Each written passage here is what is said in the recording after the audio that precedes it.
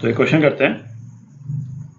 A rectangular glass slab ABCD of refractive index N1 is immersed in water of refractive index N2।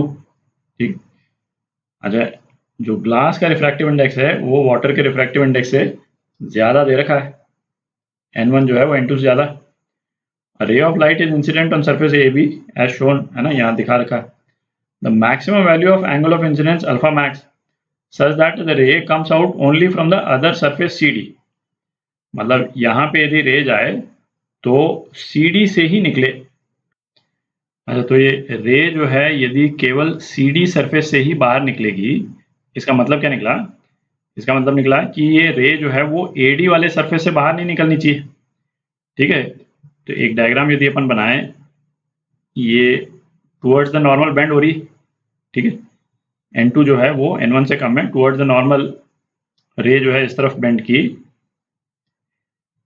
और suppose ये angle जो है वो theta बना रही है, इसको मैं θ1 बोल देता हूँ, है ना, क्योंकि इस वाले एंगल को भी यूज करेंगे अभी अपन। तो θ1 जो है वो क्रिटिकल एंगल से ज्यादा होना चाहिए। ठीक है, θ1 जो है वो θc से ज्यादा होना चाहिए। ठीक है, यदि θ1 θc से ज्यादा है तब क्या होगा? टोटल इंटरनल रिफ्लेक्शन हो जाएगा। यहाँ पे ये रे जो है वो AD सरफेस से बाहर नहीं जाएगी और यहाँ से रिफ्लेक्ट हो जाएगी, दिख रहा है, और यहाँ से रिफ्लेक्ट होकर के और फिर बाहर आ जाएगी CD से। तो AD सरफेस के लिए क्रिटिकल एंगल क्या होगा? फॉर AD सरफेस कर रहे हैं अपन, N1 साइन थीटा C, है ना, क्रिटिकल एंगल निकाल रहे हैं अपन, इज इक्वल टू, तो ये कितना हो जाएगा? N2 पानी का रिफ्रैक्टिव इंडेक्स, ठीक है, साइन 90 डिग्री। ये अपन तो क्रिटिकल एंगल के लिए निकाल रहे हैं, पर θ1 जो है वो क्रिटिकल एंगल के या तो बराबर होगा या उससे ज्यादा होगा, है ना, ग्रेटर देन और इक्वल टू θc होगा। ठीक है, θc के बराबर भी हो गया तो जो रिफ्रैक्टेड रे जो है वो इस तरह से निकल जाएगी, तब भी CD सरफेस से निकल रही। ठीक है, तो θc कितना आ गया अपने पास में? θc आ गया साइन इनवर्स N2/N1 आ गया। ठीक है, अच्छा, θ1 जो है वो θc के या तो बराबर है या उससे ज्यादा है। इसका मतलब क्या हुआ कि θ1 की मिनिमम वैल्यू, θ1 की मिनिमम वैल्यू क्या है? वो θc है। ठीक है, इसका मतलब θ1 की मिनिमम वैल्यू क्या आ गई? ये आ गई, θc की वैल्यू डाल दी अपन, तो ये एक इक्वेशन हो गई अपनी। अच्छा, इस ट्रायंगल में देखें, इस एंगल को θ2 में बोल देता हूं, तो इस नॉर्मल को मैं एक्सटेंड कर दें, तो ये जो राइट एंगल ट्रायंगल जो बन रहा है, θ2 कितना हो जाएगा? 90 माइनस θ1 हो गया। ठीक है, तो साइन θ2 क्या हो गया? साइन θ2 कॉस θ1 के बराबर हो गया, दोनों तरफ अपन ने साइन ले लिया, तो साइन θ2 साइन 90 माइनस θ1 हो गया, तो कॉस θ1 आ गया। ठीक है, तो ये दो रिजल्ट्स हैं, इनको यहाँ पे अपन नोट कर लेते हैं और थोड़ी जगह बना लेते हैं। अच्छा, अपन ने अभी क्या रिलेशन देखा था? θ2 जो है वो 90 माइनस θ1 है। ठीक है, तो यदि ये θ1 की वैल्यू अपने को मिनिमम वैल्यू लेनी है, θ1 की यदि ये मिनिमम वैल्यू है तो θ2 की ये मैक्सिमम वैल्यू होगी। ठीक है, क्योंकि जो भी मिनिमम वैल्यू है जिसपे रे जो है वो टोटल इंटरनल रिफ्लेक्शन करती है, उस पे θ2 मैक्स आएगा, क्योंकि ये, है ना, 90 में से सब्ट्रैक्ट हो रहा है। से सपोज इसकी θ1 की मिनिमम वैल्यू सपोज 20 डिग्रीज है। ठीक है, तो θ2 क्या आ जाएगा? 70 डिग्रीज आ जाएगा।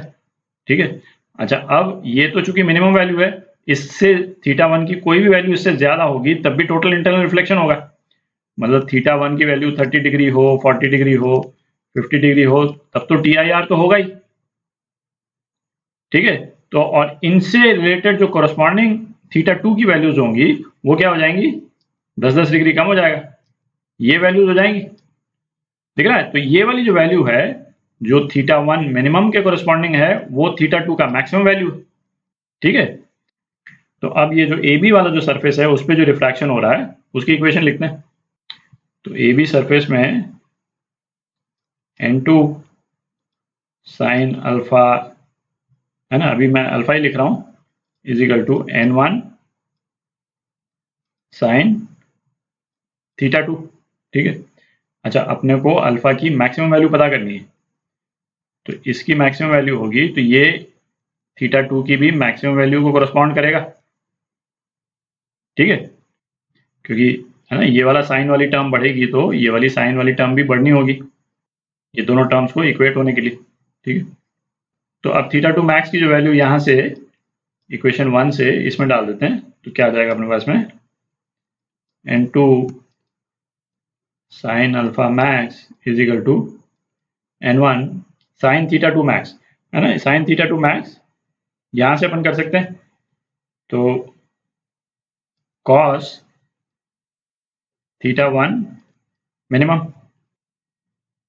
ये रिलेशन लगा दिया अपन, θ1 मिनिमम करेंगे तो θ2 मैक्स हो जाएगा। तो ये कितना हो गया, sine alpha max is equal to n1 by n2 cos, है ना। θ1 मिनिमम की वैल्यू यहाँ से डाल देते हैं, तो ये कितना आ जाएगा, sign inverse n2 by n1, ठीक है। और अब इसका इनवर्स ले लें, तो अल्फा मैक्स कितना आ गया, साइन इनवर्स, ये पूरी टर्म दोबारा लिख देते हैं, n1 by n2 cos sine inverse n2 by n1, ये आपका आंसर आ गया। अल्फा मैक्स की ये वैल्यू आ जाती, तो ये एंगल, ये जो भी एंगल आया है, या इससे कम कोई भी एंगल, है ना, इससे कम कोई भी एंगल पे ये AD वाला सरफेस है, इस पे टोटल इंटरनल रिफ्लेक्शन होगा, ठीक है। यहाँ पे आ जाएगा तब भी टोटल इंटरनल रिफ्लेक्शन होगा, है ना, इस एंगल पे आ जाएगा तब भी टोटल इंटरनल रिफ्लेक्शन होगा।